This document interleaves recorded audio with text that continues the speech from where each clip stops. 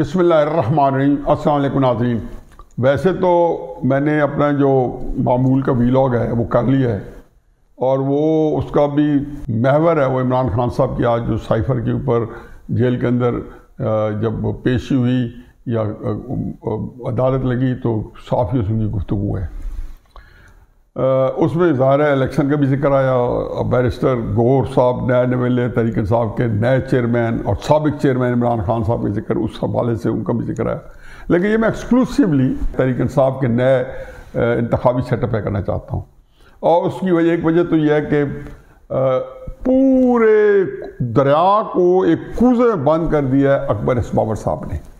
اور پہلے تو اکبر ایس بابر صاحب کی یہ سن لیں جو کچھ انہوں نے اس کے بارے میں فرمایا، یہ 3-4 منٹ کا کلپ ہے۔ اس میں پورا آپ کو اس الیکشن کے بارے میں آپ کے سامنے سب کچھ سامنے آ جائے گا، جس میں اکبر ایس بابر صاحب نے حقیقت ہے کہ عمران خان صاحب سے التجا کیا ہے کہ آپ تحریک انصاف کو یوں ہاتھوں پر پاب نہ کریں۔ اب اس کے بعد میں اس کے اوپر اپنے تھوڑا سا اس پہ 2-3 کمنٹس میں اپنے دوں گا۔ آج کے یہ ویڈیو میسیج جو ہے یہ پاکستان تحریک انصاف کے جو بانی چیئرمین ہیں عمران خان، یہ ان کے لیے ہے۔ چونکہ وہ جیل میں ہے اس لیے میں سمجھتا تھا کہ یہی ایک طریقہ ہے کہ یہ اپنا ایک پیغام ان تک پہنچا سکوں۔ آج پاکستان تحریک انصاف شدید مشکلات کا شکار ہے، یہاں تک کہ الیکشن کمیشن نے جو آرڈر پاس کیا ہے اس کے تحت ان کو آخری موقع دیا گیا کہ وہ 20 دنوں کے اندر ایک شفاف انٹرا پارٹی الیکشنز کرائیں اور 7 دن میں رپورٹ جمع کرائیں۔ بصورت دیگر ان کے لیے بلے کا جو نشان رکھنا مشکل ہو جائے گا۔ آپ کو یاد ہے کہ یہ بلے کا نشان ہم نے اگست 2002 میں حاصل کیا تھا، اور میں ہی تھا جس نے یہ درخواست الیکشن کمیشن میں جمع کرائی تھی کہ بلہ ہمیں ملے، جس سمبل کے نام پہ پاکستان تحریک انصاف کی برانڈنگ بھی ہم نے کی تھی۔ تو آج وہ بلے کا نشان بھی خطرے میں ہے۔ اس سلسلے میں جو الیکشنز ہوئے 2 دسمبر کو، وہ تمام انڈیپینڈنٹ جو آزاد مبصرین ہیں وہ بھی اس کو مسترد کر رہے ہیں۔ ساری دنیا کے سامنے ایک ناٹک کیا گیا، چند درجن افراد کو اکٹھا کر کے قبول ہے کے نعرے لگوائے گئے اور الیکشن کے نتائج کا اعلان کر دیا گیا۔ میں خود ذاتی طور پہ الیکشن سے ایک شام پہلے مجبور ہو کے میں پاکستان تحریک انصاف کے مرکزی سیکریٹریٹ گیا، اور میں نے 3 مطالبات رکھے۔ میں نے کہا مجھے آپ کاغذات نامزدگی، اور ہمارے ساتھ اور بھی پی ٹی آئی کے ممبرز تھے، ایک فاؤنڈنگ ممبر بھی تھے، اور پاکستان سے اور علاقوں سے بھی لوگوں نے رابطے کیے تھے، جس میں سعید اللہ نیازی جو پی ٹی آئی کے فاؤنڈنگ پریزیڈنٹ پنجاب کے ہیں، آپ کے فرسٹ کزن ہیں، انہوں نے مجھے بارہا یہ ریکویسٹ کی کہ وہ بھی اس الیکشن میں حصہ لینا چاہتے ہیں۔ تو ہم نے یہ درخواست کی کہ ہمیں کاغذات نامزدگی دیے جائے، ہمیں ووٹر لسٹ دیے جائے، ہمیں الیکشن کے قواعد و ضوابط دیے جائے۔ اب مرکزی سیکریٹریٹ میں جو پی ٹی آئی کے نمائندے تھے، جن کو آپ بخوبی جانتے ہیں، جو آپ کے بہت قریب ہیں، انہوں نے بڑے سادہ الفاظ میں کہا کہ یہ تمام چیزیں ایگزسٹ ہی نہیں کرتی تو ہم آپ کو کیسے دیں۔ تو اور جس کے بعد ہم واپس آ گئے۔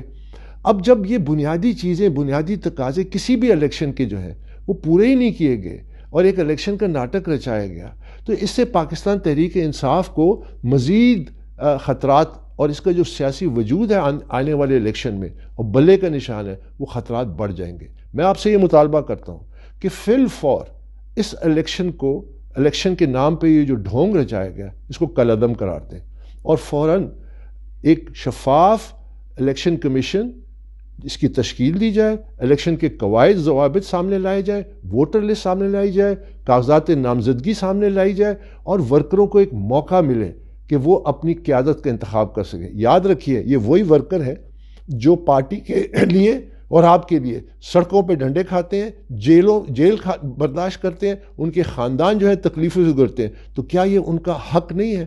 ہمیں پی ٹی آئی کے جو ممبران ہیں، پی ٹی آئی کے جو ورکر ہیں، ہمیں اپنے بنیادی آئینی حق سے محروم کیا گیا۔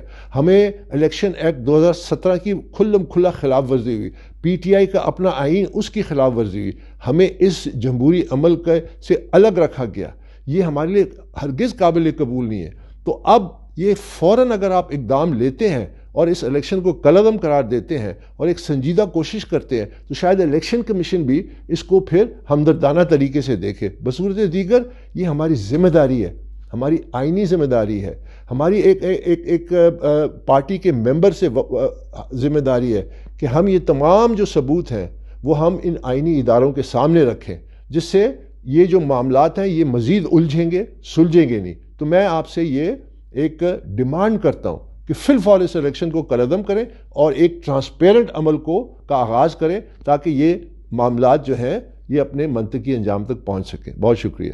جیسے میں پچھلے دو تین چار دنوں سے جب سے یہ چیزیں سامنے آئی ہیں اور کسی اور تناظر میں پچھلے کئی مہینے سے کہہ رہا ہوں کہ عمران خان صاحب جو ہیں وہ بالکل کنفیوزڈ ہیں کہ میں نے اسٹیبلشمنٹ سے ٹکراؤ کرنا ہے یا میں نے اسٹیبلشمنٹ کے ساتھ مفاہمت کرنی ہے۔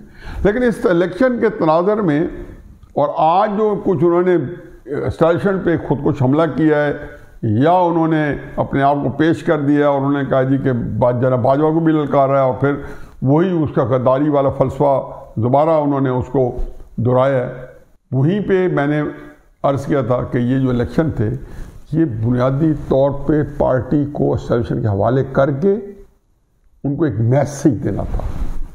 اکبر بابر صاحب کی آپ نے ایک حوالے سے باتیں سن لی اور میرے اس پہ 2 حرفی تبصرہ اور سن لیں۔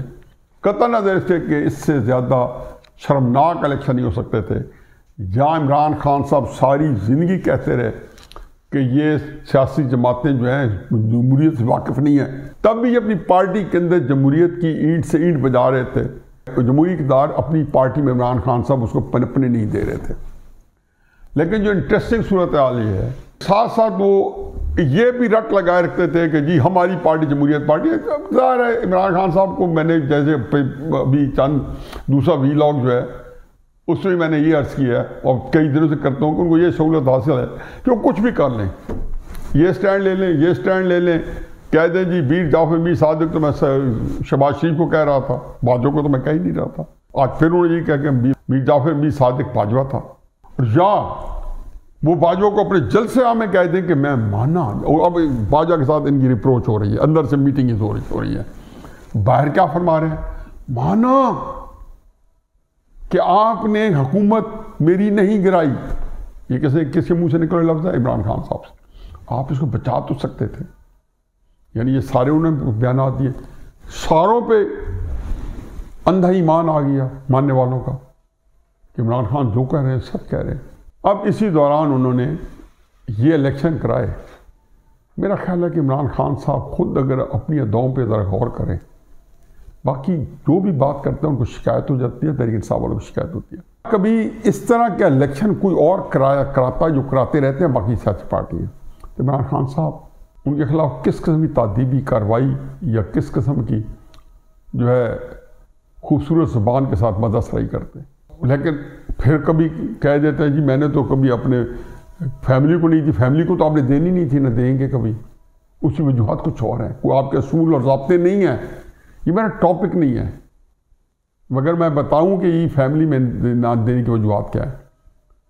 لیکن آپ نے جب بزدار کو لا سکتے ہیں، اب گور کو لا سکتے ہیں اور جس ہٹ درمی سے لا سکتے ہیں، تو آپ نے میرا خیال ہے کہ جہاں پہ پتہ نہیں کس اعلیٰ اور مقصد کے لیے یہ وہ بندہ لے کے آئے جس کو تحریک انصاف میں آئے 7-8 مہینے نہیں ہوئے، جو وکیل بننے کے لیے آیا اور گھس بیٹھا، اس کے حوالے اپنی پارٹی کر دی۔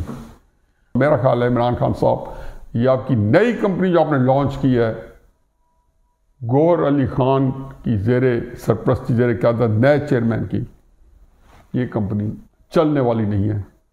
اکبر بابر کی موجودگی میں تو یہ کمپنی بالکل ہی نہیں چلے گی، خاطر جمع رکھیں۔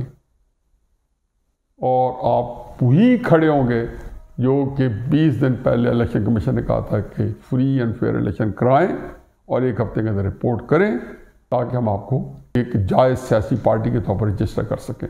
میرا خیال ہے کہ ساری تدابیر جو ہیں الٹی پڑنے کو ہیں، الٹی ہو گئی سب تدبیریں، کچھ دوا نے کام کیا۔ وما علینا الا البلاغ۔